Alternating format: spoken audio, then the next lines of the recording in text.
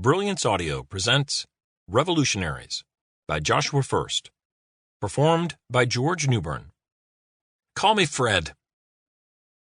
I hate freedom. That's some crap Lenny dreamed up to keep people like you talking about him.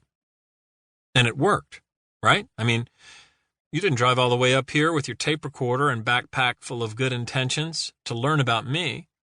I'm just the kid. What you want is more of him, more of the 60s hoopla, all that rebel music, the tie-dyes and free love and taking it to the streets. Even now, 28 years after he died, you can't get enough. So, fine. It's been like that my whole life. Who am I to judge?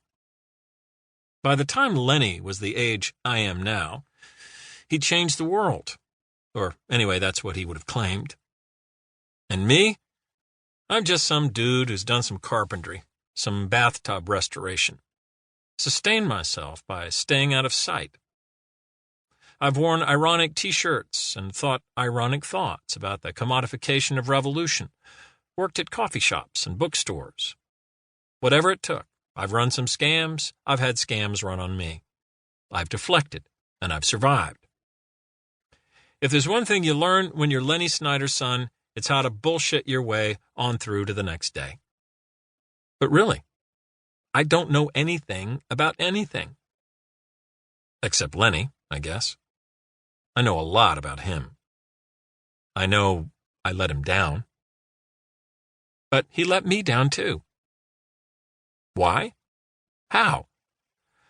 Well, where to start? I guess with him.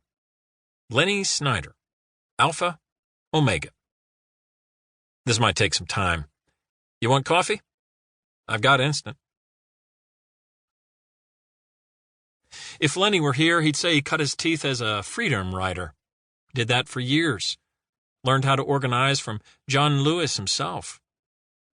Eventually, he found himself hanging around Liberty House, the storefront on Bleecker where the SNCC sold its tchotchkes.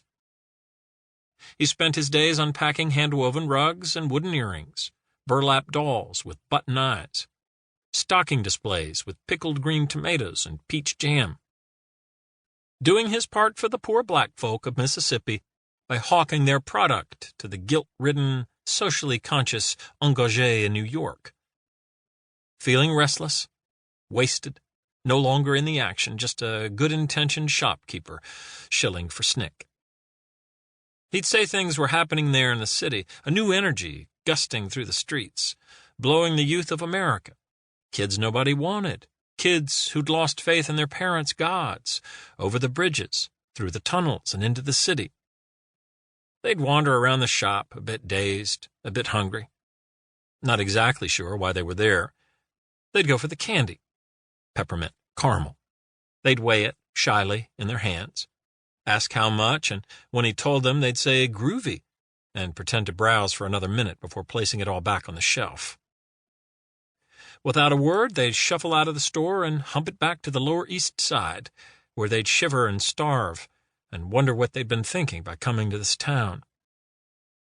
He'd stare out the window, watching them go, and think, why am I in here when I should be out there?